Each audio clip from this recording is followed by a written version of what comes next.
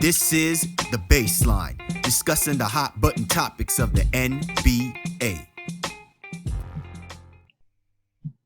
Welcome, everybody. You are tuned to The Baseline. Callie Warren Shaw discussing the hot button topics of the NBA. And this is a special presentation of the Baseline NBA podcast. We are truly in an extraordinary time of our lives.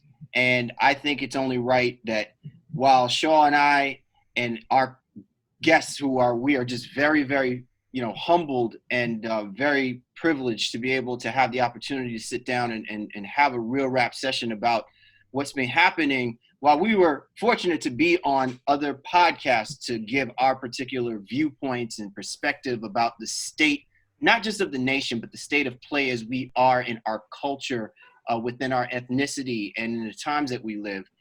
We felt also that it would only be right that we also have a platform in which we provide that type of ability to talk, and we want to be able to offer our platform as another way for us to continue to extend the conversation, because that's exactly what this is. It's extending the movement and the concerns that not only affect us, but also affect those around us. And so this is a special presentation of the Baseline NBA podcast.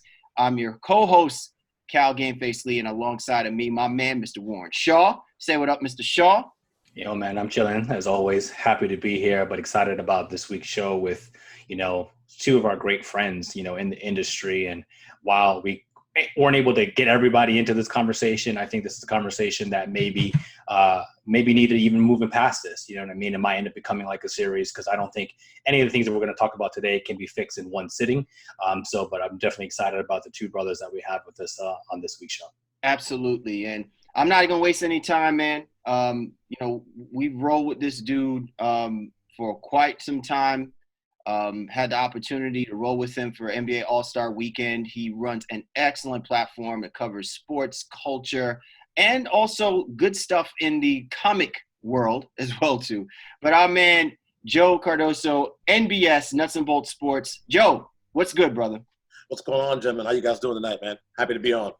Definitely. And also along with us, man, he's the OG, been rolling with us almost since day one.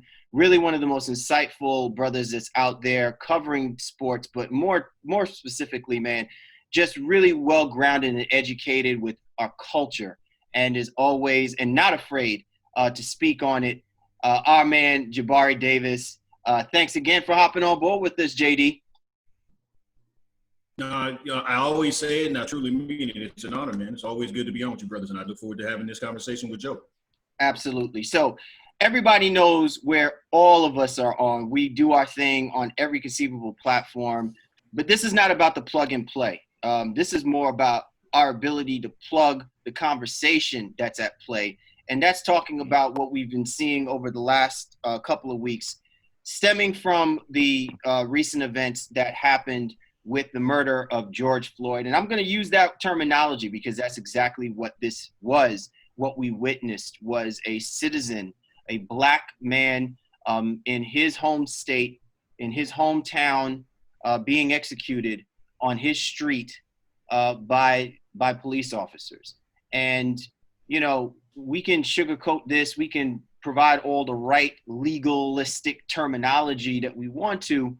But what really has stemmed what maybe 5 years ago would be considered as something that you just see on MSNBC or CNN for about a couple of hours and then disappear off into the sunset, has metastasized and grown and evolved into an absolute worldwide movement where it's not just us relitigating the point that Black Lives Matter, but it's relitigating the point about how there is just systemic racism and systemic racial injustice that is inflicted upon the Black community time and time again.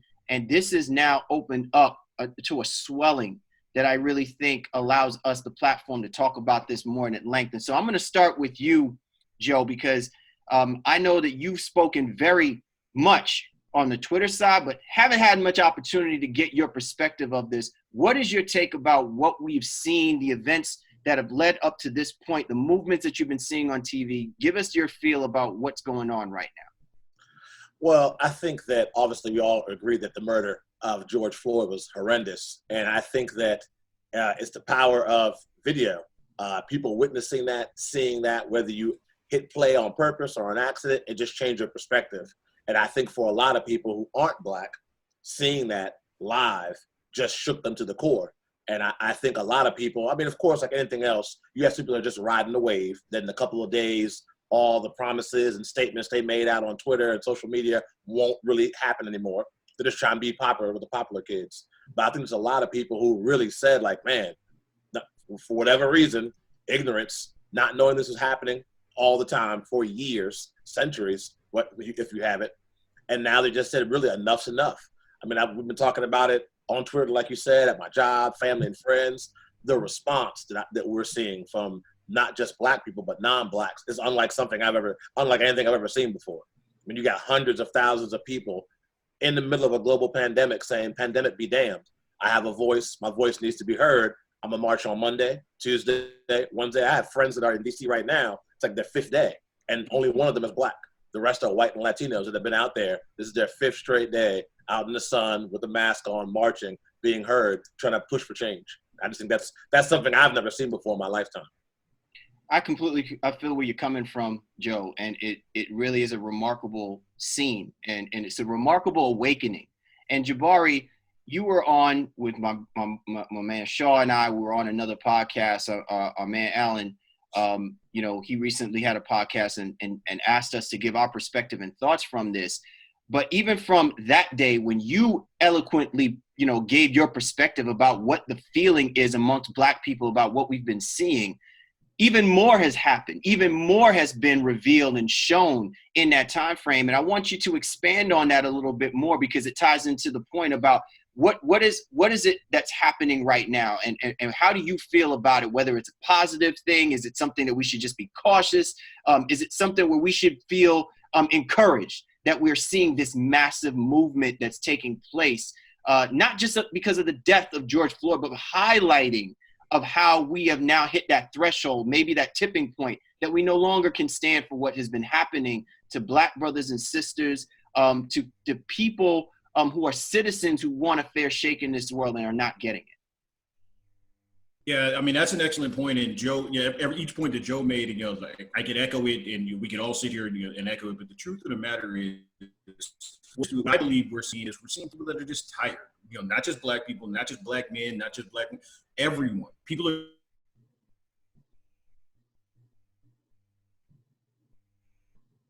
Jabari, we may have lost your video.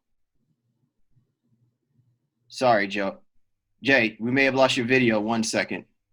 Trying to you're trying to get an idea of like what is it like to be a member of the oppressed, and he broke it, and I'll paraphrase it quickly. He broke it down as it's like you're sitting there starving, you and your child, right outside a banquet hall that has all glass windows. Everybody inside is eating, throwing ham around, and just is loving life.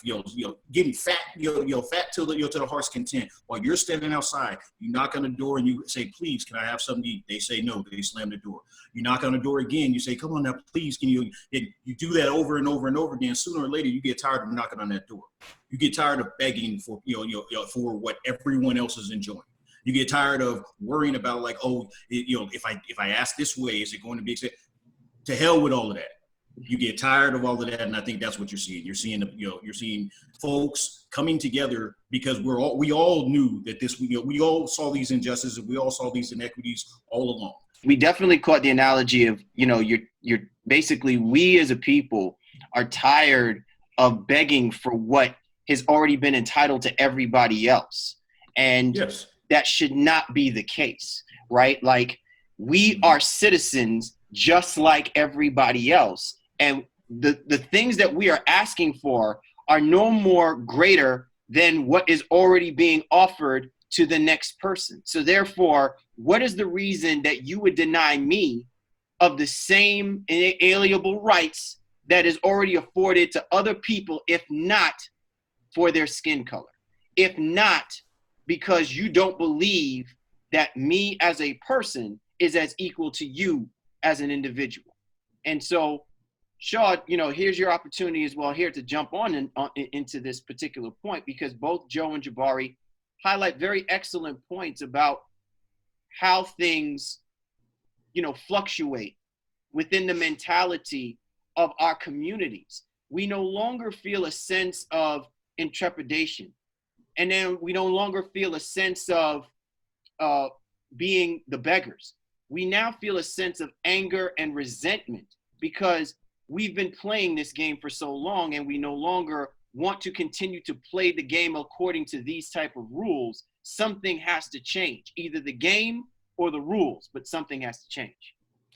Well, I can't say it any better than I think the two of them did. When it comes to everyone's level of frustration, everyone's just the feeling of being tired in general. And what we can do, what we're going to be able to do, is really going to be predicated on, I think what Joe's point was, how much you believe in what's happening right now. Like, are you just posting a black box? Are you making a statement right now because it's the popular thing to do and it's quote unquote trendy? What are you really doing to truly impact the movement, so to speak, and the social injustice, to mitigate the social injustice that's been taking place? One thing, and I don't want to jump around too much, but it amuses me in some aspects, because when you think about some of the protests that happened a few years ago, and it was in North Carolina, or even as the pandemic was hitting certain states as well too, where white people were tired of being trapped in the house. White people were mad because they couldn't get haircuts. And it was wild. And that was supposed to be, okay, well, we need to support these causes or whatever the case may be. But we're talking about friggin' human life. And now, and the same people, some of those same people don't want to support that. That to me is it's so disheartening and frustrating to see where our country is at. And it's one of those things, and I don't want to, ramble on too long. It's one of those things that I think some of us, consistently being Black, we're always walking on eggshells. Something like we're always kind of cognizant of our Blackness, especially in work or in other places as well too. But at the same time, you maybe don't want to believe that it's as bad as it really is. It's like, because you may have friends of different, creeds, colors, and origins, and you get along on an everyday basis fine, right? But now it's one of those things, just like when Trump got elected, you see the divisiveness, you see where some motherfuckers really are at, and you're like, okay, I see you. And I'm thankful for that in some aspects, you know what I mean? I want to know who are the people who I can really count on, or really kind of, not necessarily down for me, but down for human rights, the right cause. And that's where I think where BLM really stands. Is like, people want to take it to be this rash movement. No, it's about human effing rights. And that's where I think, that needs to be the focus of all conversation. What has really amazed me more than anything is we have seen people of all ethnicities take the foundation of what Black Lives Matter and have morphed it in a way, to your point, Shaw, where it's beyond the idea that this is only about the fact that it's Black people. It's about how Black people are being treated.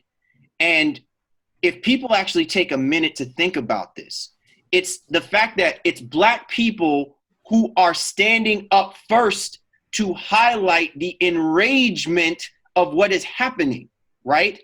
But the underlying theme that comes into this is, if this happens to a Black person, where is it that it wouldn't happen to an Asian person, to a Latin person, right? To a person of Muslim faith, right? In other words, we are basically trying to elevate the premise that lives matter. It just so happens that it's Black people in masses who are saying our lives matter. We're saying it first, right? So when people come out and say, no, all lives matter. No, that doesn't play, because if all lives had mattered, we wouldn't be sitting here saying Black Lives Matter, because it's Black lives that are always being thrown on the news blotters in the lower thirds, in the headlines, about being slain in the streets by either a police state, by federal state. You know what I'm saying? So sometimes it's amazing to me how people have to gaslight even what the premise has to be. It's almost as if to say they only got stuck on the words, but completely forgot about what it's supposed to mean. And now we are beyond that, because you cannot say to even if we just said for a moment that Black people aren't even in the picture about this. Let's just say that. We saw a 75-year-old man get knocked to the ground by two police officers who are supposed to be helping to maintain the peace, not enrage and enact violence on the citizens. A 75-year-old man. He wasn't there to agitate the officers. He was there to ask a question. He was there to ask, why are you needing batons for people that are supposed to be peacefully protesting? Who are you supposed to be afraid of? Or do you think that everybody out there is supposed to be taking their wrath and their rage against you? Or maybe it's because they see you differently because of how you engage with us differently. You don't come and talk to us like a man, a woman, a citizen. You talk to us as if we are the disturbers of your community. We are the ones that's causing the fracas, right? When we are the same people who pay your salaries. We're the same people who help to try and make your job easier. We're the same people that if we didn't have a mask on, or we didn't have Black Lives Matter signs, or whatever the case may be, we might be the doctor helping your child go get out of COVID-19. We might be the person who is helping your child graduate out of college. We might be the person who's cooking your kids' food at the cafeteria. You don't know that, but you have a baton in your hand, and you have to assume that I'm going to be the person to threaten your life. And there's a disconnect there. It's a serious disconnect. So on that point, I'm going to come back to you, Joe, on this. Well, I think in terms of the all lives matter, maybe you guys agree with me, disagree with me. I think it's a cop-out. The reason why I think it's a cop-out is I take all lives matter is code for yeah, all right. And what I mean by the yeah, all right is I don't care what your issues are, Joe. I don't care that when I was talking to one of my friends a couple of days ago on another podcast, and he asked me, when you get stopped by the police, what's the scariest part for you? And I said, it ain't scary, it's terrifying. And that's when they take my license and registration and go back to their car. Because I'm wondering what's going through his head. Is he going to come back and give me the citation? Is he going to come back and show me that he should never have been cut from his high school wrestling team? Is he going to end it? I don't know. So that for me is the scary part. But I don't want to hear that. So what you want to do is, instead of listening to my struggles, listen to how I view the world. You say all lives matter in hopes that I'll just be quiet, go back to my corner, play my role. That's the way I look at it. Most people that scream all lives matter have never even asked you, how are things for you when it comes to voting? How are things for you when it comes to the workplace? It's just, well, at my job, all lives matter. So to really follow up on that real quick, Joe, when people use that terminology to say all lives matter, isn't the first thing that comes to my mind is it says, well, what have you done for all of our lives? What have you done to have helped me to not have to say that Black lives matter more than all lives matter, right? So to your point, that's exactly, like, it feels like it's just code for, I want to just put it all in one big old little thing for me to completely sweep it underneath the rug. So Jabari, for you, what is the one thing that really gnaws at you, I guess, as far as what has been happening during the course of this movement that makes you feel like, man, we still have so much more work to do? Not to say that the work will ever be done, but sometimes when you see some of the nonsense that does go on, it makes you say, damn, man, like the fight has to be that much more harder when I have to deal with this. I mean, all of it is difficult. And to you guys' point about the all lives matter thing, like that's probably the thing that bothers me the most, is not just that, but like the hijacking of the message. Like for instance, when the Drew Brees situation took place, and he immediately fired out with, oh, well, like the military, the flag, and all those things. Look, you guys are better than me. You got far more patience. I don't have any patience for that anymore. We knew what the deal was. We knew what the deal was at the start. We knew what the deal was 3 years ago. We know what the deal is now. I don't care about the circling around, and I know you're going to come to this later on in the thing. I don't care about the circling around and apologizing. We all know what the deal is. So let's stop with the bullshit with that. Okay. Right. The thing that bothers me the most beyond those little things is the fact that, and I hope I'm wrong, I hope this is not all for naught. You know what I'm saying? Like I recognize that right now we're all passionate. I recognize that right now we got folks, we have people, as we've been discussing, we've got people that are, that are allies for us. We got a lot of momentum.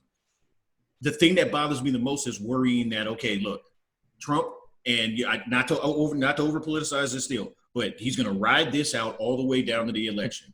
And then once the election takes place, what happens if he gets back in? What I honestly think takes place is you got a lot of frustrated folks feeling defeated once again. I want to be wrong. This is not one of them situations where I'm like poo-pooing this effort. It's just more of that. Like I'm dreading that it's going to that we're not going to continue this movement. So let me jump in, because I think something that I even heard, I think on your your podcast, Jabari, I'm forgetting his name now, who you spoke to last week, but he made an excellent point. Oh, Damien, listen, if Trump is acting this way, right now, he's kind of always shown who he is. But imagine when he gets voted back in November and he doesn't have shit to lose. He's quote unquote pandering, because he's got to be reelected. And you could maybe say it could go either way. But once he's back in and doesn't have shit to lose for the next 4 years, what kind of policies and rules, what's going to come out of his mouth?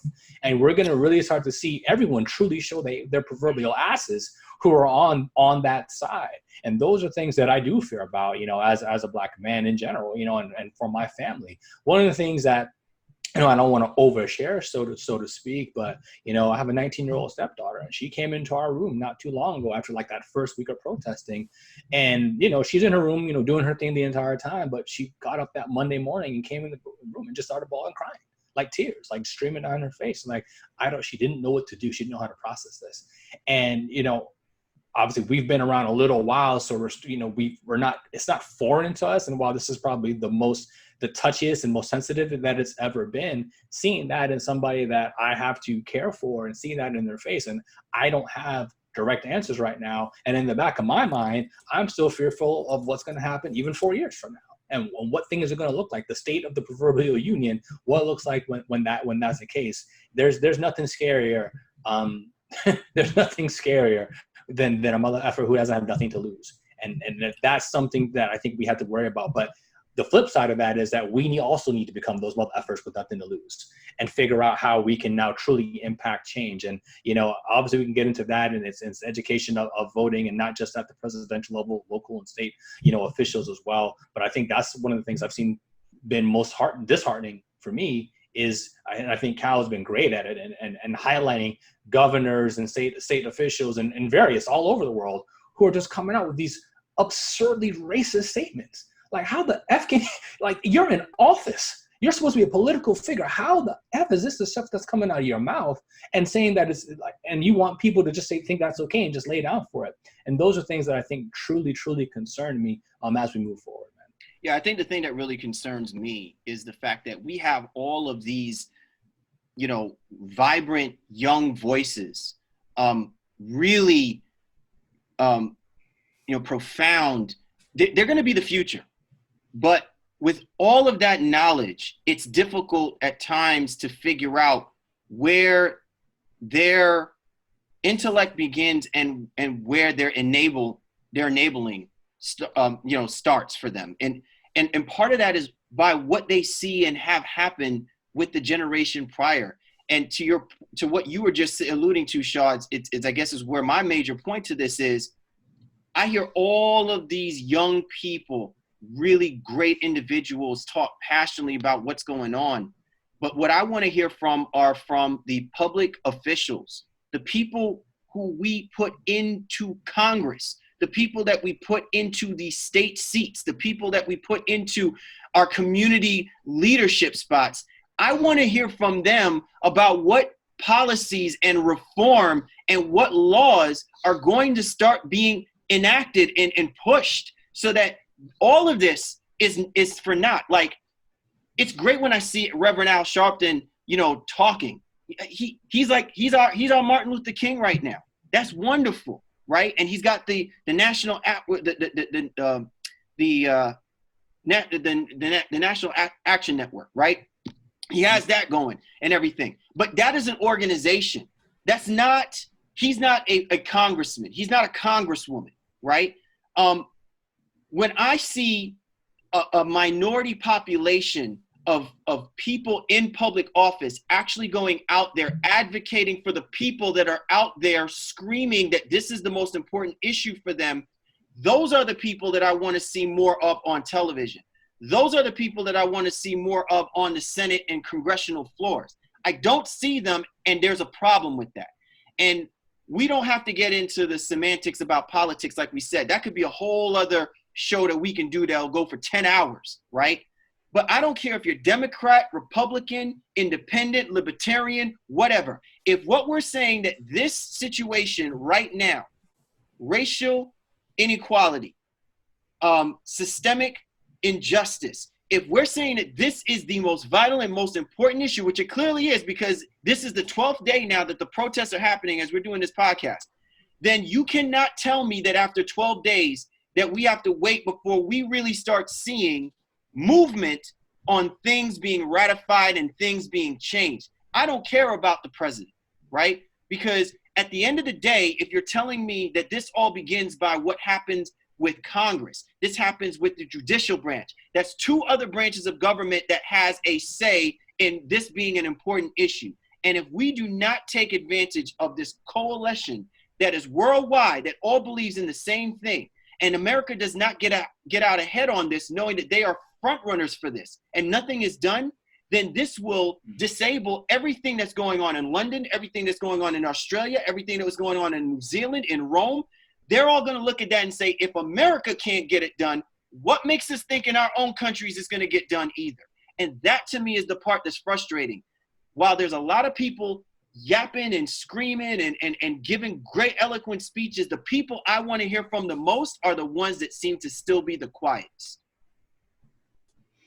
No, that's a good point you bring up. I'll jump in on that. I would say that the biggest thing you have to do is you got to educate yourself, man. It starts at home, like you guys are both saying, with your local officials. You can sit there and say, well, man, because of what I saw on CNN today, you're damn right, come November, I'm voting for Joe Biden. Well, that's great. What about the guy that makes sure that your traffic lights have a video camera on it so you can capture that kind of stuff that's going on with police? What about the person that can kind of change the cafeteria program at your local schools to make sure people are eating healthier food, or at least have that kind of option? So my hope is people get educated during this time to vote for local officials, and also to put pressure on those judicial branch, the governors, the people that represent in your state. Educate yourself and the candidates, because everybody's up for re-election, and educate yourself on what issues you're passionate about, and just don't sit at home. Because, I mean, a lot of people during the last election sat at home, not just presidential, but for local elections, judges elections, they just weren't feeling it. And I hope that they continue to ride this wave, and as Warren said, this trend, and come November, you put action behind your words. I'm not sure if you saw what happened like on Twitter, but they caught video footage of Senator Mitt Romney in Utah. Yep. He's out there during the Black Lives Matter movement out there in DC and everything like that. And look, I'm not here to nitpick. I'm not here to question. I don't think that Mitt Romney has ever been a racist or racially insensitive. I don't know the guy, okay? But he's being blown up like a Republican superstar because he's a Republican out there amongst all of the people, out there saying Black Lives Matter. Yeah. And they're like, oh, this has to be a great moment. It's a big moment. I'm like, I'll tell you what a big moment is. And I actually tweeted this. I was like, I'm happy that Mitt is out there doing what he feels he should be doing. But what I want Mitt to be doing is his job. He represents a piece of the Senate that represents the United States of America. He's like, I want him to make sure that Mitt Romney and his people are out on the Senate floor talking about this is the first item up that needs to be brought up for business. I want him to scream out on Mitch McConnell on why the Senate isn't able to get things moving that are sitting on his desk like these particular issues. You know what I'm saying? Like, I feel like we just, again, this is another scenario where we are just being satisfied with what the status quo is. It's great when I see, Elizabeth Warren and Bernie Sanders out there with everybody and high-fiving and smiling and things like that. But the last time I checked, we put these people in here to help enable and put laws into place so that we don't have to be out here doing this every single time. So until I start seeing them do their job, I'm not going to get the warm fuzzies for seeing a guy like Mitt Romney out there walking out there. You know what I'm saying? You want to hung up a few black people, that's all well and good. Right. I'm happy for you. But I don't want to see So that hold as on, being the hold status on. quo. So I want to kind of, it might lead into what Jabari is going to interject in as well too, but something that I definitely wanted to make sure we have a conversation on is, what is y'all perception of the media? Yeah, at the end of the day, I feel like they're sheep herders, and they try to lead us in a certain direction. You see what you want to see, and I don't know. I mean, I'd like to think if it was me, I would just go out there and do what I needed to do, whatever level of status I had or didn't have. I just go out there and do what I needed to do. But at the end of the day, these are quote unquote political figures or celebrities or influencers or whatever, and there's always a camera around. And that's my point. Is like, there's always a camera around. So even if you're going out there, you know who you are, then you don't need to bring your own camera crew. You don't need to bring your publicist. Someone's got to capture it. And if you're doing the right thing, then you're doing the right thing. But with these staged situations and like, oh, follow me. And I remember Joel Osteen the other day and, oh, get that out of here. You know what I mean? So like stop the madness. But just in general, like I said, I don't want to go on off a tangent. I definitely want to let our guests get in here. So Jabari, start with you. Your perception of the media and some of the things that Cal alluded to. Honestly, I'm sitting back here, just sitting here like, yeah, these brothers are spitting.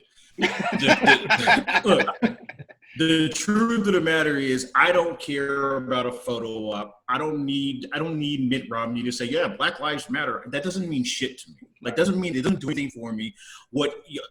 Honestly, what they do out there, like at these times, is no different than that one influencer that everybody was kind of laughing at a couple of days ago that had her make her, with the drill in her hand, and then she ended up getting fired from whatever her gig was. The truth, that's all that is. We've been falling for the okie dokie police politicians forever. Now, I'm not going to sit here and drag this into like, oh, politicians are bad, even though they are. Or discuss the fact they all go to, they all came up going to the same schools and are in the same fraternities, and then end up when the lights go and the cameras go off, they go to the same parties. That's a whole other conversation. But the truth of the matter is, I don't want to see any of that. I don't care about any of that. I want to see action. Kind of, just bringing it back to what you guys were just saying. If you're not actively doing something on the Senate floor for me, you're an empty suit. If you're not actively doing something as my mayor, if you're not actively policing your police department, getting them in line, you're an empty suit. If you're not actively, as a police officer, if you're not actively protecting and serving and making sure that that your cohorts are doing the same thing, then you're an empty uniform. I'm tired of the talk. I don't have any time for the talk anymore. I'm 40. Look, I just turned 41 years old, just the other day. I was 13 years old with the LA Rice. I live about 8 miles from right where it jumped off. Now, 8 miles in Los Angeles, that's a long way. I can tell you right now, I was scared out of my mind. I had no idea what was going to take place. I didn't know if I was going to get ripped out of the car when I was driving with my mother, by the police or whatever the case may have been. I looked, that's like 30-something years ago now, or like almost 30 years ago now, and nothing has changed. We're still in the same situation. The only thing that's different now is, while back then we only had the media's take on it, now we actually had, it actually is being televised. The actual stuff that's taking place is being televised. We're seeing it from the ground, seeing what's actually taking place. So I much prefer to, honestly, the social media coverage is what has been educating me. The media stuff, save all that shit with politicians. Absolutely. Cal Lee, Warren Shaw, Baseline NBA podcast, along with us, two very special guests, our man Joe Cardoso for Nothing Bolt Sports, and our man Jabari Davis, man. And so as we want to make sure that, obviously we're trying to highlight every aspect of what's going on, I think one other important point that should be made is the distinction that there seems to that needs to be made between what we've seen from protesters and other people who feel it need to escalate it to the next level, which is destroying public property, people looting, destroying Target stores and things of that nature. And again, I think it highlights a disconnect about how policing can mitigate a lot of what's been going on. if you are dealing with people who are coming out to peacefully protest something that they feel very strongly about, why is it necessary to deploy your force amongst the peaceful protesters when, in essence, what you would want to do is protect everything else out there? In other words, you should be trained to be able to allow people to do what is necessary for the purpose of the protest and still be able to maintain law and order, as whatever that's supposed to mean, in protecting property and also protecting people within their homes. But somehow, some way, everyone seems to associate that the peaceful protest automatically leads to the looting, automatically leads to people, robbing people and committing acts of violence and things of that nature. And that distortion, again, continues to muddy the idea that, well, we can't distinguish these guys, so we're just going to have to continue to keep lumping them all in the same group. So I'm going to start with you, Jabari. What about that, or how, from your perspective, can we help to separate that distinction, understanding that protest is not always meaning that people got to go out, destroy, and loot? For one, continue to bug people that place that label on it. This is a concerted effort. It's in conjunction with the media. Your president, number 45, when he essentially taglined, when the looting starts, the shooting starts. That is absolutely putting that image in the people's minds. It just like when people use the military argument, it's the same thing. It's like, okay, how can I? Oh, okay, yeah, they're looters. Okay, do I care about the looting? Of course. Do I care about people's property? Of course. But do I care about people a lot more? Yes. Do I care about people not living in a society that has any sort of any sort of equity or equality? Yes, I care about those more. So while I'm not calling for any violence, and I'm certainly not in favor of anybody's stuff being destroyed, honestly, if that's the main concern, for the folks out there that's been their main concern, they've been allowing themselves to focus on that as opposed to the actual reason for the uprising. I don't really have time for that. I don't really have time for anybody to have that conversation, because honestly, that's a choice. You were just like folks were electing to make the kneeling about the military. You're electing to make this about you. What are your thoughts, Joe? Well, I would say when it comes to that, there's a lot of different thoughts I have. I mean, one, kind of circling back to Warren's point, I think that's a media push too, as well. I wonder, is the looting as bad as everybody says it is, or is it just a media push to make that the headline, to make that the focus? So we're talking about that, like Jabari said, we're talking about looting a lot more than, well, why were they out there in the first place? Well, I don't know, but all I know is Mo's automobile shop got destroyed. No one wants to know why people were on that street. What was the purpose of the march? We just know that that place got destroyed. And I think it's also, from what I've seen from coverage, and you can only go based on what you hear from the media and see from the media, is a lot of groups trying to muddy the message. Well, okay, these black and brown people want to go march. We're going to send a couple of good old boys for them to think they're with the group. And they're going to throw some trash cans through windows. We're going to throw some Molotov cocktails through a couple of buildings. And we'll see if we can make them either stop marching, or the police are going to lump everybody together and shut this thing down. And as we've seen, that hasn't been the case at all, because we're recording the podcast, like we've been saying, and it's day 12 of marches. And something else that I even thought about, and I was talking about one of my friends that I didn't even consider, is think about the way we as a society push like high-level things. You go on Instagram, it's Jordan, it's Louis Vuitton, this. I got no job. I'm stuck in the house because of a national pandemic. I've been oppressed forever. My situation at home is not good. But I know that my man Jabari has been clowning me because I've been wearing these same scuffed up tennis shoes for 5 months. And I can just walk into this building and I can get 5 or 6 pairs of shoes and I'm good for the rest of the year. I have no options. I'm going to do what I got to do. So that's something I never even considered. This is my opportunity. Instead of working hard, first of all, you have to have a job to even get money to work hard for. But instead of going through all those processes, I can go through this broken window, get what I need to get, and keep it moving.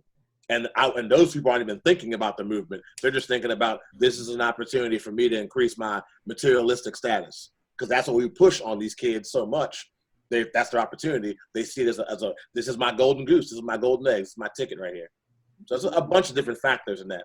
Warren, before I move before you jump in real quick, I want to follow up on something real quick, Joe, because you work for a company, right? Not only you do this, you also work for a small business, could be large business. How is it? I guess that to me, that's the interesting part. It isn't as if they just go and just destroy anybody. I do think that there is something to be said about whether or not there are businesses that are out there that are also taking advantage of, the Black community in not providing and soliciting those opportunities and just further highlighting and enraging people about what we're saying is also happening, right? Because you don't just go and just destroy stores for the sake of destroying it. Some of those people are actually destroying those stores because they realize that store to them is exactly part of the systemic push down that they keep dealing with.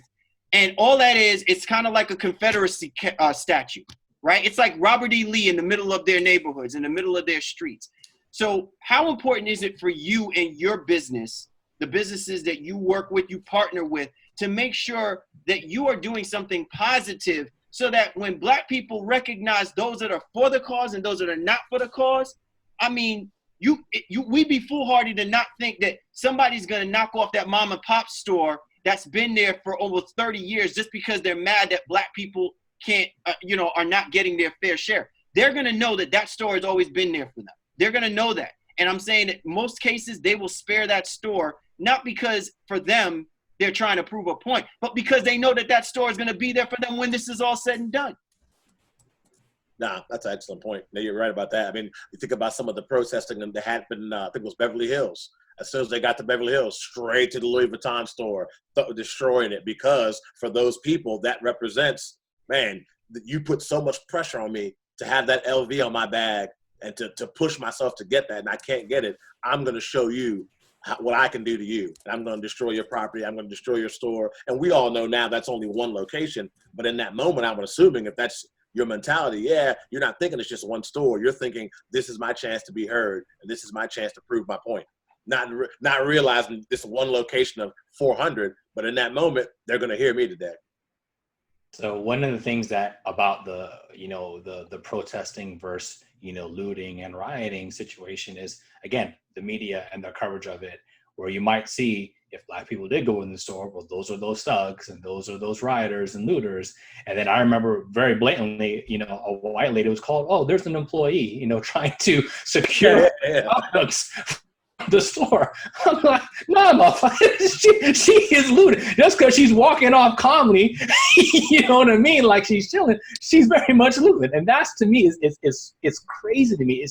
I don't think I've ever been more acutely aware of the verbiage, the way things are framed, for us, against us, by depending on who's covering it. And one thing before I kick it to Jabari, I just kind of your overall sense, because Joe touched on it too. What do you all, how much do you think the pandemic itself has pushed the stress levels to why people are as frustrated in general now after George Floyd? And we're seeing the actions that are taken. How much has the pandemic played a role into fueling that kind of overall rage and fire? I definitely think this is a perfect storm situation. Absolutely. Yes, sir. It absolutely is. You got folks, that lost their gigs and were broke. You got folks that are also stuck in the house. You got folks that are stressed and worried about their own lives, the lives of their loved ones, their family, their kids, all of that good stuff. And then all of a sudden you got this, right on top. So I do think that all of those factors have exacerbated things. And that is also leading to a lot of, like I said, people just being tired. It sounds bad, but his death wound up coming at a time when folks needed an outlet for that frustration. And I'm not saying that none of this stuff would be taking place. I'm not saying that they wouldn't be out there. I'm just saying that without all of those factors coming at the same exact time, at like I said, the perfect storm scenario, I don't know that we would necessarily have everybody locked in and focused like we do right now. Absolutely. listen, if I can honestly say that maybe this is the one good thing about this tenor of presidency, even though everything else is gone to heck, right? I think that this provided an opportunity where we are still in this pandemic, right? And so I don't think that this just happens over a 3 days. This is going to continue to happen because until we are all made whole, right? Meaning all 50 states are back to functioning, which can't happen because of the way everything is being staggered out, right? Incoherently and completely with lack of organization. This, for people, is the opportunity to just, mind me, but I'm keeping it real. We are about, if you're going to put the knee on the neck of Black people like they did with George Floyd, then this protest should be putting the knee on the Trump administration and every politician, every public official that is in this moment, that's in this circumstance. Our knees should be on their neck, and we are not letting it off all the way through November and going into the first 2 years of the next presidency. Because that, to me, is where the determining factor is of whether or not all of this means anything. It's not going to be that we've gotten, justice just for George Floyd, but it's also about the idea that if we're talking about raising the awareness and doing a better job of reimagining what policing should mean in the United States, this has to be a process where you're continually applying the pressure until every person who is responsible for it is making it right and no longer sweeping it under the rug. So, Joe, I wanted to ask you, in your own spaces, and kind of where you're at, what are some of the most egregious things that you've seen? And then I think conversely, what are some of the most positive things that you've seen that can speak to maybe CL's point, in terms of, hey, you're maybe seeing a change, where maybe some people or some administrations, if you are starting to get it? I think that the biggest thing that I've seen, just even from a local level, is in the area where I live at, you don't see a lot of town hall scenarios where police are kind of talking to citizens and kind of trying to find out what's going on. And there's not a lot of tension between the citizens and police. But I've seen, I think, in the last 2 weeks, they've been doing it twice a week, where the police would just come into whether it be a college auditorium, a high school auditorium, inviting the citizens to come in, ask questions, let them know. They listen more than they talk. I mean, it's almost like people ask a bunch of questions, they write them down, and at the end of it, maybe after an hour of letting everybody speak, then they answer the questions one at a time. It's actual officers asking those questions and asking for follow-up questions, just opening up that dialogue. And that's something I've never seen. I have never seen before, that I think is encouraging to me. And like I said at the beginning, when we first started, just the response has been to this whole situation on a global level. It's just been something I've never seen before. And I'm hopeful that that wave continues all the way through until it's time to elect the officials that need to be elected. And you asked about the most outrageous thing I've seen. I know we talked about it before, but just the amount of people who I thought I knew that just keep throwing that All Lives Matter thing out, man. Who have not even given me the opportunity to be well, one time this happened to me. Hey, man, all lives matter. That's the defense shield for everything. Those two, it's almost like if they have to go to their go-to bag, it's to All Lives Matter and it's flag and military. And just the amount of people who I'm that's my boy, that's my girl. There's no way All Lives Matter, Joe. What? This shocking me. Man, we've been down for 4 or 5. I never knew. And now I'm just all right, cool. Now I know. I'm appreciative of that clarity, but just the initial shock of being that's my man. Nah, not really. Not really, bro. Not really. Can I quickly piggyback on that? Of course. Because for one, that's hilarious. What this has done has helped me clean my timeline up. So I always think this is funny because I know that you guys have noticed this, and I'm talking to the people that are doing it. Some of them are my boys.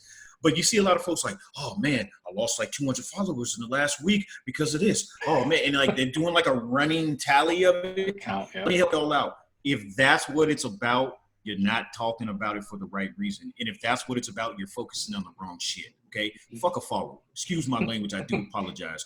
Fuck a follower. I don't care about any of that stuff. For one, let me help y'all out. Those followers are not going to monetize. It's not going to turn into money for you. Like, it doesn't matter what you give. But also, that's like the same thing to me. People focusing on the loot instead of the focusing on what is actually taking place. So for me, I've actually deleted about 200 people over the last couple of weeks because for the same exact reason, Joe, they showing me exactly what it is, and maybe I was blind to it. Maybe it was just like, oh, hey, we both like the Lakers, or we both like hamburgers, or whatever the case may be. But when it comes down to the real nitty gritty, they're showing me, these folks have been showing me their true colors. See, what would you say to that? Absolutely agree.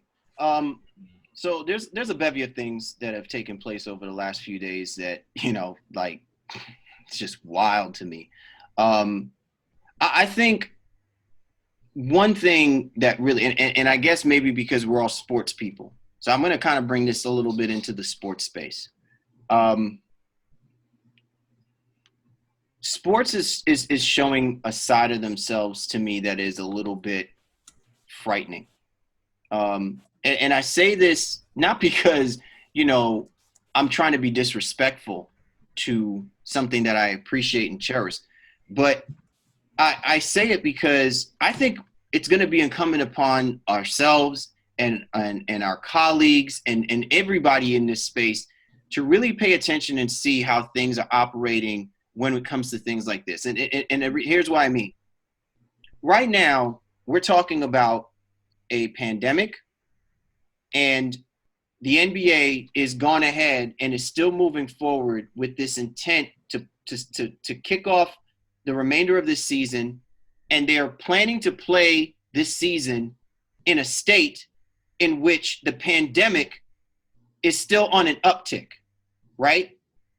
And in my head, I'm thinking, is it really about the money?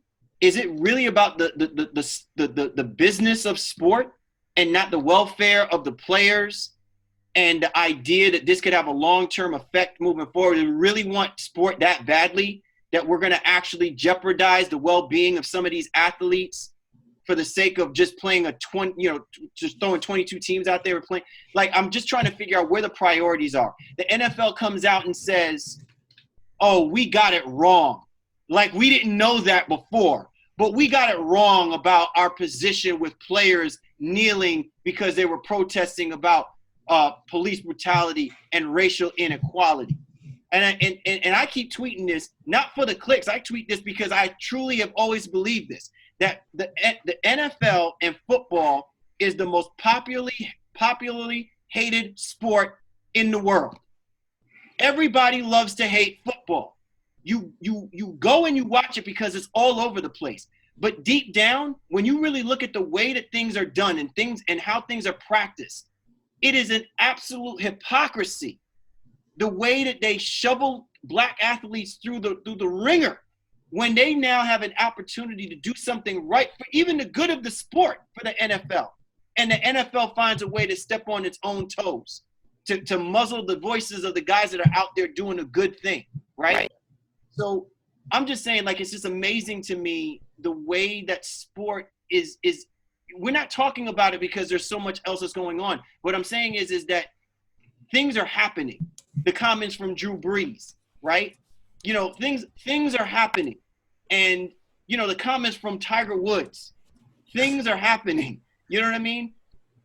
Michael Jordan says, I'm going to donate $100 million over the next 10 years to these specific platforms regarding police brutality, racial inequality, so forth and so on. The first thing that jumped in my mind when I saw that?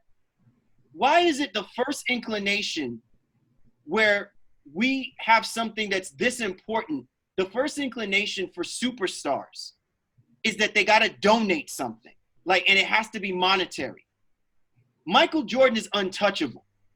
Michael Jordan at any point could have said something and shit would have been moving, right? But he chooses not to, and I'm not blaming him. But what I'm saying is that it's something that you do have to ask the question of, why is the impulse that I got to throw money at Black people don't need money right now. What they need is a unified voice to move people who are in their way to get things done. Michael Jordan is connected in North Carolina. Do you not think that if he said something in North Carolina, that once something happens in North Carolina, it wouldn't then also trickle down to Georgia, wouldn't trickle down to Alabama, wouldn't trickle down to Mississippi? That's what I'm saying. I sometimes feel like we just keep missing the mark when we're asking people to do things that are important for the cause. And the first inclination is we do what naturally everyone else does. Like white athletes will donate for their organization. That's fine. That's what they do. What black people need is more black people in unison, on the same page, on a platform saying, we need this to happen. We need this to happen now. Well, I'd say one thing, though, is I think we tend to, maybe, I don't know, it was a quote or something I saw somewhere, but the black community continues to over-elevate its celebrities and athletes. I don't really know that they can do a lot. And the one good thing about, quote unquote, donating money is that it maybe can go to cause people who can truly impact change. Those lawyers who need to, fight the cases in court, and paying for someone's, funeral or paying for someone's legal fees or whatever the case may be. And I think, sure, it's an easy cop out, especially for someone of maybe Jordan's level, because he is so quote unquote revered, but I don't know what his effing policies are. Like, I don't know. We can't just assume because he's black that, hey, he's down for the cause. You would hope and assume, but you just can't make those assumptions, I think, blindly. One of the things that I'd say about even with sports coming back, and it reminds me of, one of my favorite quotes from Gladiator way back in the day. And they say, Rome is the mob, conjure magic for them and they'll be distracted. That's what sports are. So all these commissioners are in bed, with political figures and things of that nature. And that's why I think we see the rush. And that's why the NFL has never fucking wavered.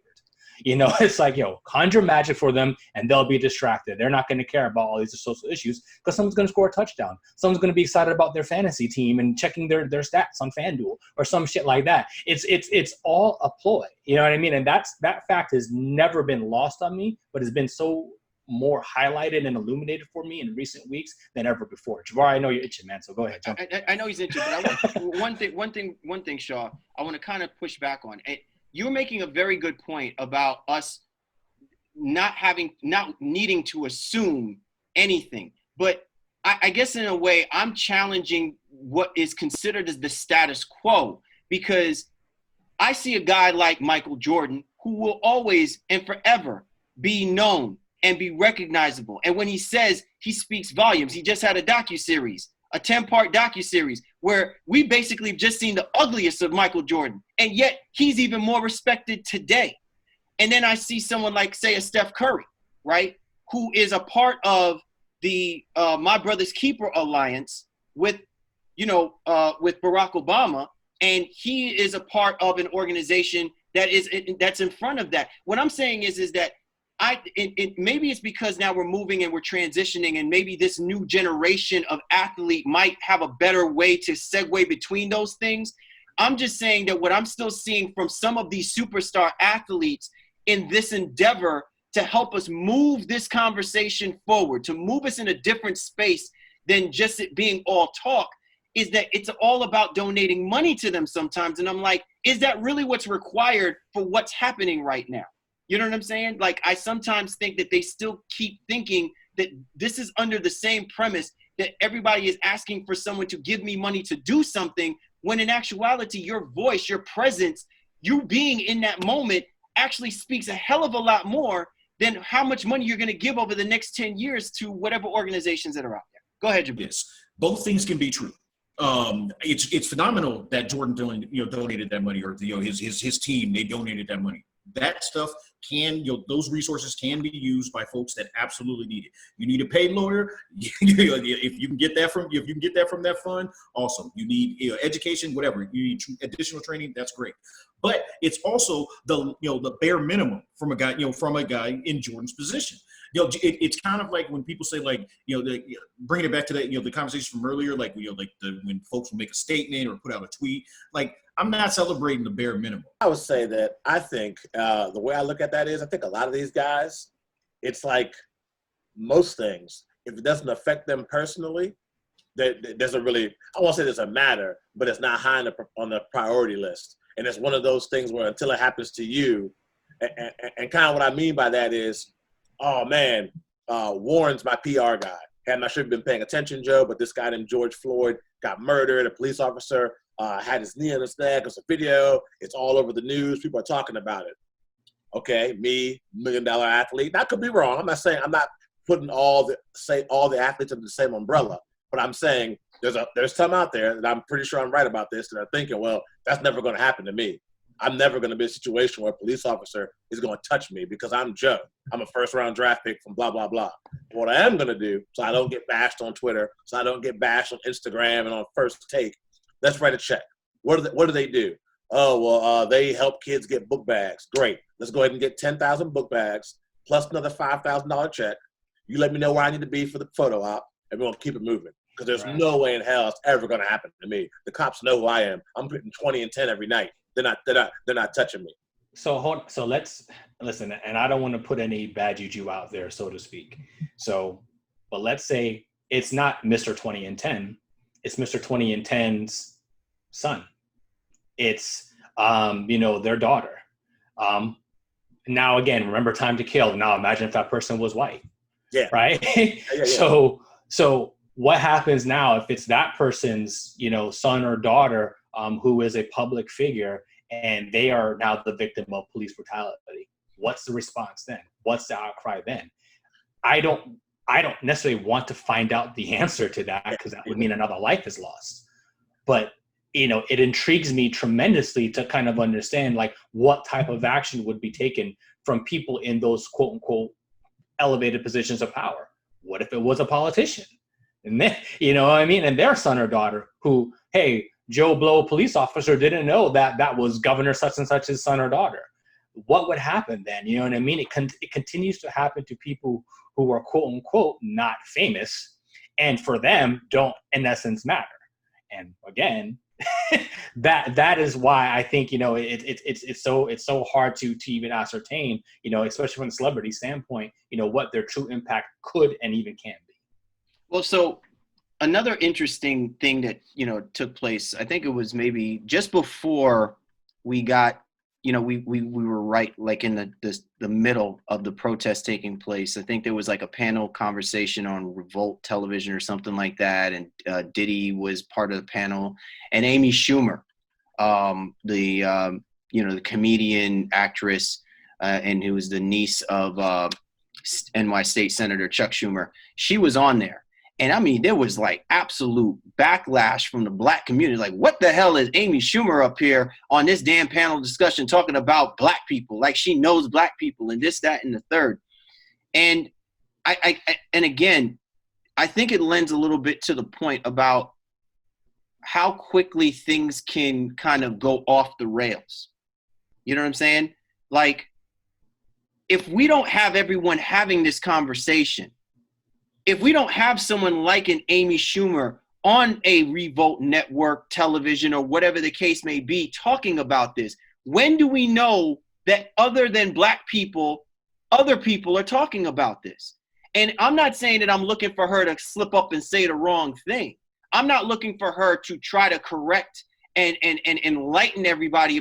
But it's good to see that there's actually white people who want to have this honest conversation with other black people. It's really good to see that, because then it's telling me that there are people that what we're doing is it's actually affecting people. You know what I'm saying? And it's not only being for the Twitter, it's not for the gram, it's not for 240 characters, it's for an honest guy. I want to hear more than just just 3 sentences from people about what their thoughts are on this. And so it's just amazing to me how quickly we trample upon people.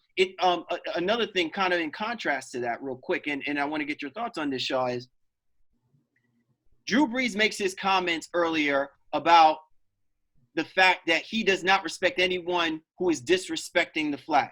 Everybody jumps on top of him, right? He then issues an apology. Some people accept it. Most people are like, meh. The people that are like, meh, then you have other people saying, oh, well, you see, nobody, black people will never be satisfied. He could have apologized for 4 weeks straight. And our argument has always been, I don't care about what he's saying right now. I care about what he's doing on what got him in trouble to begin with. Who did he talk to? Who did he have this heart-to-heart conversation with that he finally understood that he was completely out of line in what he said? He was completely racially insensitive with his comments, that he completely missed the mark about what was going on and why what he said absolutely had nothing to do with what's happening right now. And he completely robbed the spotlight once again on the importance of why this movement is going. I was like, I don't need for him to apologize to me or apologize to Twitter or apologize. I want to know who he spoke with that finally put him straight. We don't hear anything about that, but that's what I'm saying. Things go so quickly can just run off the rails when even with athletes, and they don't know how to control it because, again, they're stuck in the moment of the glitz and the glamour, not in the moment of the movement of what's happened. So I'm going to take it a little bit left, and kind of try to get back to the Breeze point in essence, and maybe only because he's a Caucasian male, so to speak. But in speaking with my wife earlier, and it kind of really occurred to us, as Black people, we are in a very unique situation where we can, one, say, hey, you're not speaking on these issues and we need to speak on these issues. Or two, in some environments, we can also say, hey, I don't want to talk to you about that. It's like we have like the perfect kind of catch-22. And I kind of wonder at times, when it comes to, non-people of color, if you will, and their quote unquote duty to make an impact change, their duty to quote unquote check on us as people to see how they can help. I often wonder who's supposed to be the stirrer of those conversations. When you take back to Drew Brees, I'm sure like that's his PR team. They reached out and said, hey man, you really stepped in some shit now. Go out here and issue this apology. And whether or not that's true and what he really believes now, it's probably not, because if you made the statement one day, come back the next day, I don't think there's a fundamental change in your character in that short amount of time. So it's gonna take some growing and education for him to proverbially get there. But right now, we don't give a shit.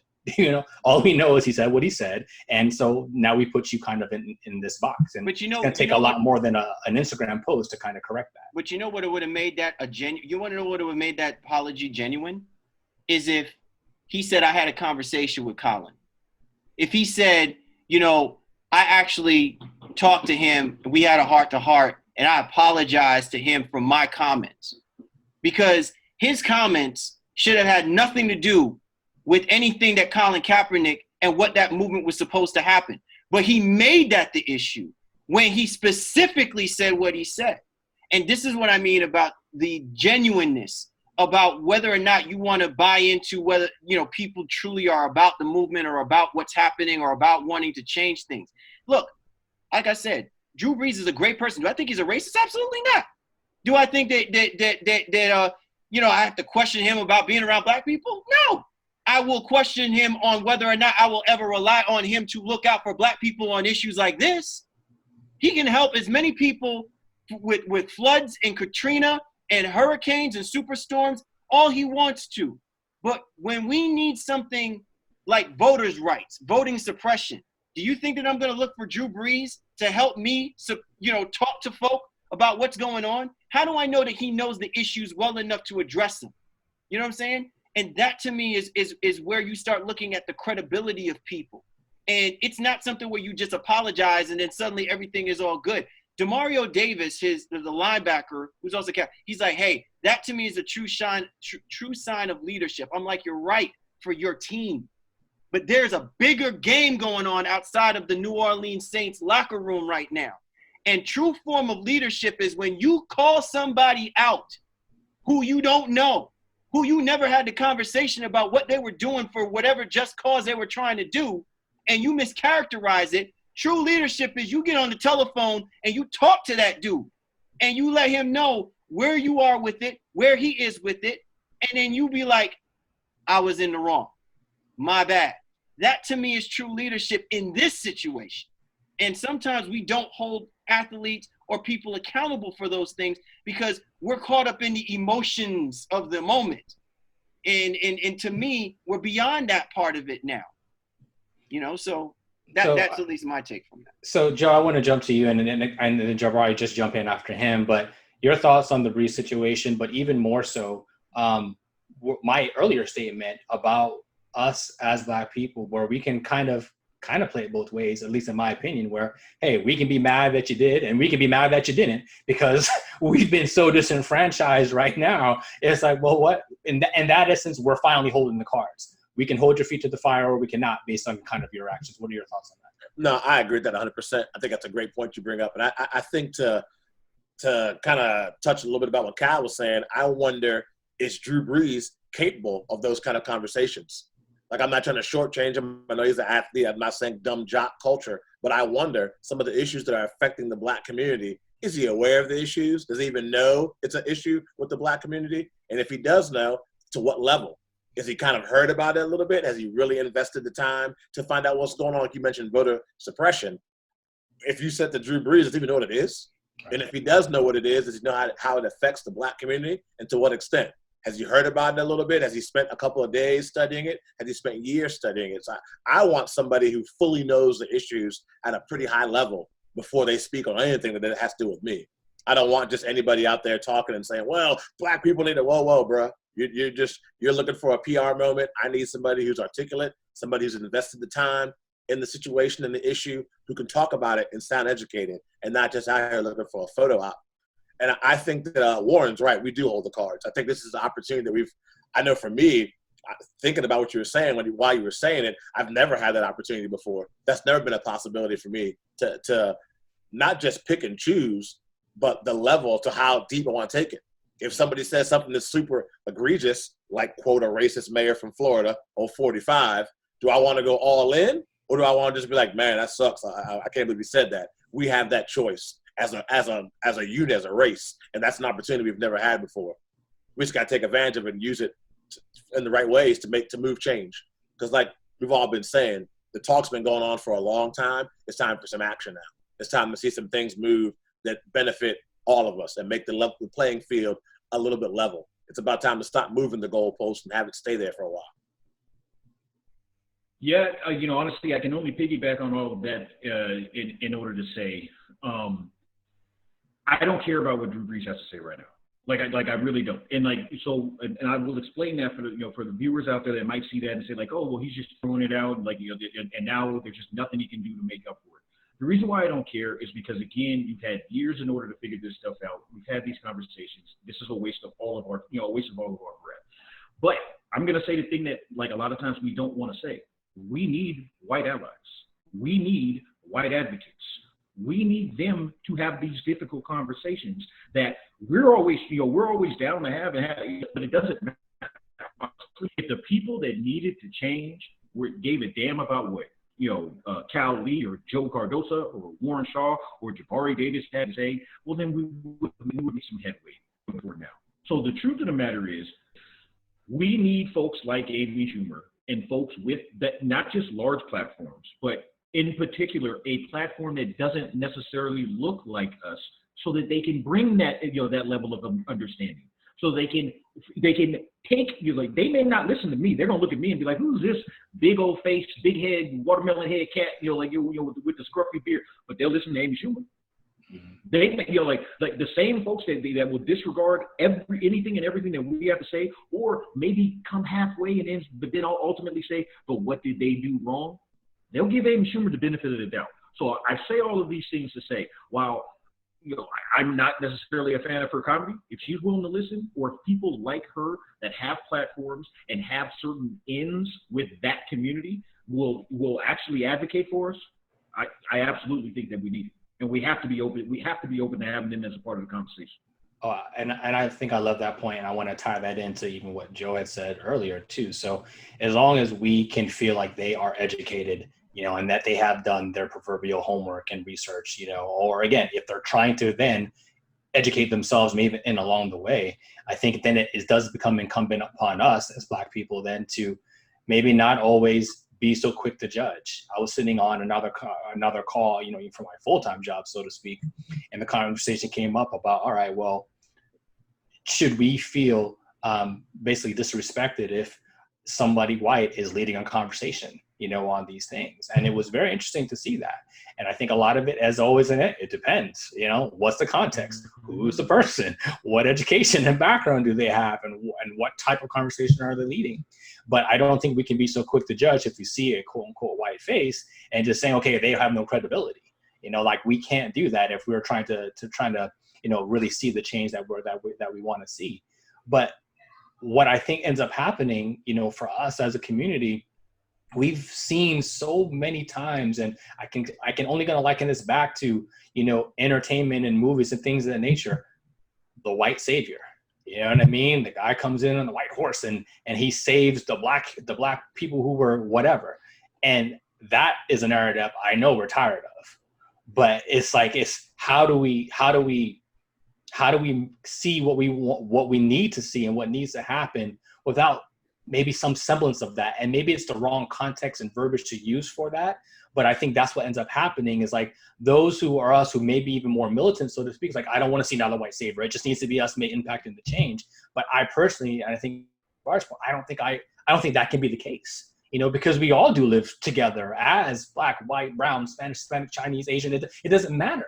So we all need to come to that table. I want to throw something a little bit back. I guess is more so my final point regarding the whole Drew Brees thing. Excellent point that you made, Jabari. And Shaw, you brought up a really, really good point. Not that I'm excusing Drew Brees by any stretch of the imagination, but I will say that I feel slightly bad for him because the person from Yahoo Finance that was doing the interview with Drew Brees really asked an asinine question, and it was a clickbait question. And I think this then lends into where I'm glad that all three of my brothers are on here who are involved in the media in some capacity, where there needs to be more accountability in how the media is portraying and laying out perspective that they're trying to get from athletes, from whoever they're talking to address these issues and points. I am not absolving Drew Brees in his response, because if I were Drew Brees, I would have me personally, the moment I heard that question, I could tell that person, I don't care who he is, if whoever wants to have this conversation, he's more than welcome if he wants to. He obviously knows nothing about this issue, knew nothing about the issue, but only felt it that because he's interviewing Drew Brees, wanted to get a perspective about other quarterbacks kneeling in protest and the controversy in the heart of a protest that is dealing with racial inequality and police brutality, of which where the NFL was involved in that same controversy. This was not about addressing the issue. This is about getting a clickbait response. And we need to call out media when they do stupidness like this, because when you put that question in play, you allow people to make comments that hijack the purpose for what's going on. And right now we're in the middle of a situation where at the Pittsburgh Gazette-Post, there were Black reporters who were denied the ability to cover the protests that were going on, as a matter of saying that whatever they wrote would be a level of biasness. I think that is important for that to be highlighted.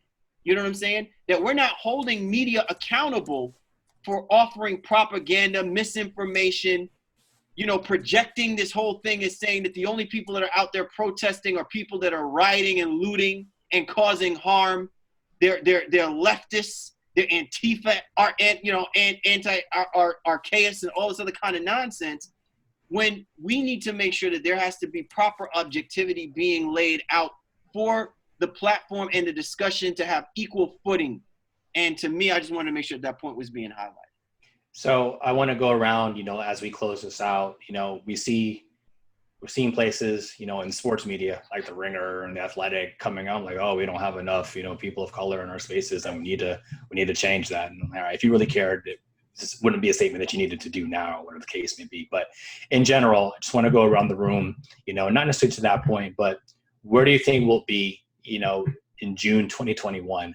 I'm not saying best case scenario. I'm saying most likely scenario that you think is going to happen. Keeping things realistic.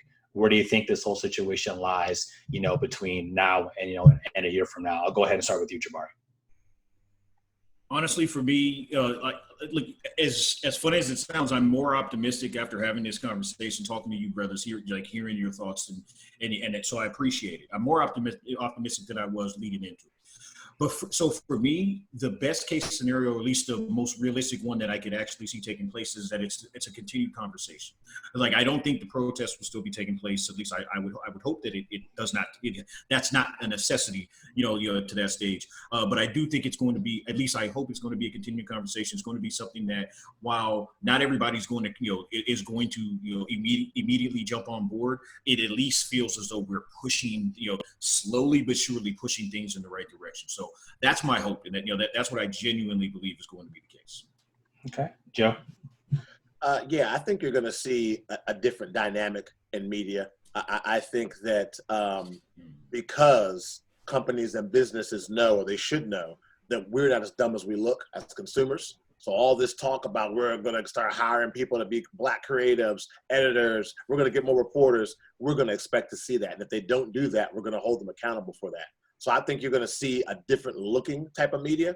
I think you're going to see more females, more Black females, more Black people covering sports. I also think the athletes that play these sports are going to say, why isn't there more people who look like me at the ringer? Didn't you guys just say last June you were going to do A, B, C, D? Why aren't there more people in the executive role? I thought we were the next 3 executives we hired were going to be minorities. What happened to that promise?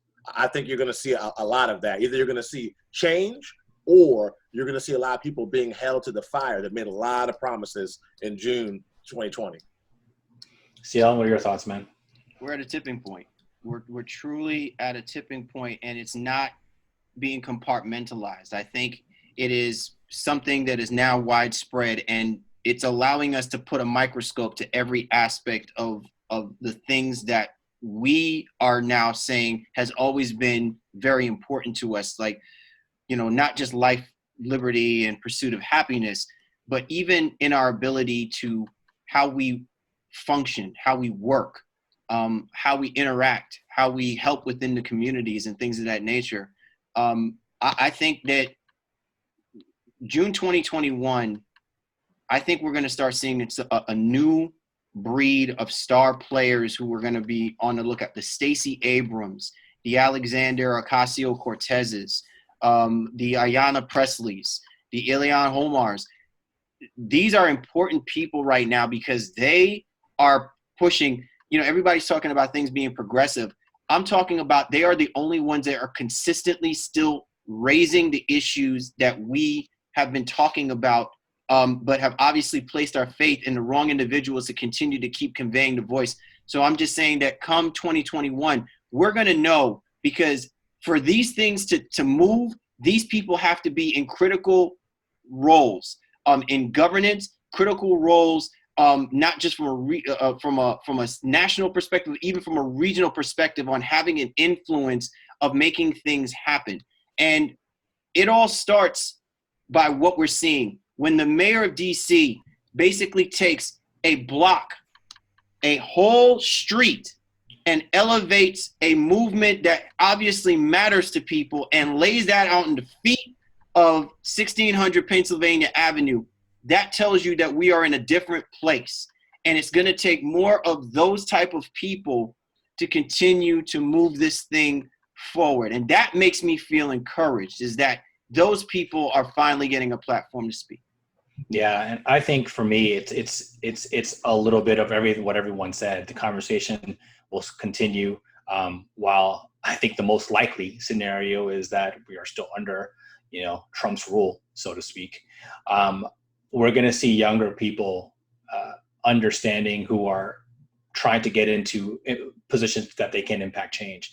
Younger people who are going to be trying to become, commissioners and state and local officials as we move forward. And then, like, as I think as Joe said and CL said, like, holding them now to the fire to, what did you say you were going to do? How are you going to be better from a year ago, right? If we're projecting into 2021. And I think really that probably is, the most likely scenario. Obviously, best case, we all know what that would potentially look like. And I hope it doesn't take another killing between now and then, or now and ever, to put us in the situation that we're in right now. I live in the grand old state of Florida, where a lot of this bullshit is happening. And we're now preparing for hurricane season on top of everything else as well. So it's just like, 2020 cannot get any worse right now. Like, it needs to take a serious chill, and we've got to find our footing, to try to make, society and life better in general. But overall, I just want to thank all of you for taking the time. This was very insightful. It was enlightening. And I think it was necessary. And as I said in the outset, it wasn't something that we can get done in one sitting, in one conversation. And we may need to, each do our part to reach out to other people and then provide resources on our platforms and even to each other. I know I don't know everything, and I learned something from all of you here sitting in this conversation for sure. And I hope our fans and viewers and listeners are learning things as well, and let's have some open dialogue. We don't need to be disrespectful to have that. I'm sure not everybody agree with every single person point here, even amongst us, but it's still our take, and we're all trying to impact the change in the best way that we know how.